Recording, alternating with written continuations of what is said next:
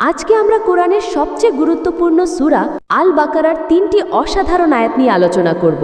এই আয়াতগুলো আমাদের জীবনের এক বিপ্লবী পরিবর্তন আনতে পারে, এমন শক্তিশালী বার্তা যা আমাদের অন্তরকে জাগিয়ে তুলবে এবং আমাদের চেতনাকে নতুন উচ্চতায় নিয়ে যাবে। সূরা আল বাকারার 174, 175 এবং 176 নম্বর আয়াত, এই 3টি আয়াত একসাথে এমন এক শক্তিশালী বার্তা দেয় যা আমাদের হৃদয়কে কাঁপিয়ে দেয়। এগুলো শুধু কিছু শব্দ নয়, বরং আল্লাহর পক্ষ থেকে আমাদের জন্য এক মহান সতর্কবাণী এবং পথপ্রদর্শক আলো। প্রথমে 174 নম্বর আয়াতটি দেখি। আল্লাহ তাআলা বলেন, নিশ্চয়ই যারা আল্লাহর কিতাবের যা কিছু নাজিল করেছেন তা গোপন করে এবং তার বিনিময়ে তুচ্ছ মূল্য গ্রহণ করে, তারা তাদের পেটে আগুন ছাড়া আর কিছুই ভক্ষণ করে না। কি ভয়ানক সতর্কবাণী!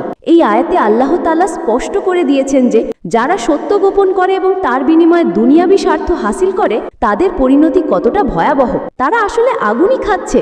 কল্পনা করুন, প্রতিটি গ্রাসে আগুনের স্বাদ। এটা শুধু একটা উপমা নয়, এটা এক কঠিন বাস্তবতা যা তাদের জন্য অপেক্ষা করছে।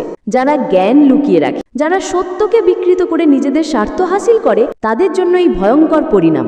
এই আয়াতে আল্লাহ তাআলা আরও বলেছেন যে কিয়ামতের দিন আল্লাহ তাদের সাথে কথা বলবেন না, তাদের পবিত্র করবেন না। ভাবুন তো, আল্লাহর সাথে কথা বলার সুযোগ থেকে বঞ্চিত হওয়া, এটা কতটা ভয়ঙ্কর শাস্তি।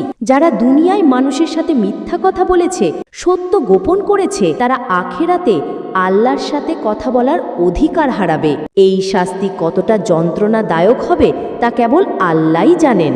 এখন 175 নম্বর আয়াতে আল্লাহ বলেন, এরাই তারা যারা হেদায়েতের বিনিময়ে গুমরাহি এবং ক্ষমার বিনিময়ে আযাব ক্রয় করেছে।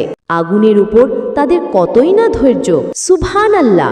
এই আয়াতটি আমাদের চোখে আঙুল দিয়ে দেখে দেয় যে কিছু মানুষ নিজেদের হাতেই নিজেদের ধ্বংস ডেকে আনে। তারা সঠিক পথের বিনিময়ে ভুল পথ বেছে নেয়, আল্লাহর ক্ষমার বিনিময়ে শাস্তি কিনে নেয়। এটা কতটা বিস্ময়কর যে মানুষ স্বেচ্ছায় নিজের কল্যাণের বিপরীতে অকল্যাণ বেছে নেয়। এটা এমন যেন কেউ হীরের বিনিময়ে কয়লা কিনছে, মধুর বিনিময়ে বিষ কিনছে। আর আল্লাহ তাআলা বিস্ময় প্রকাশ করে বলছেন, আগুনের উপর তাদের কতই না ধৈর্য।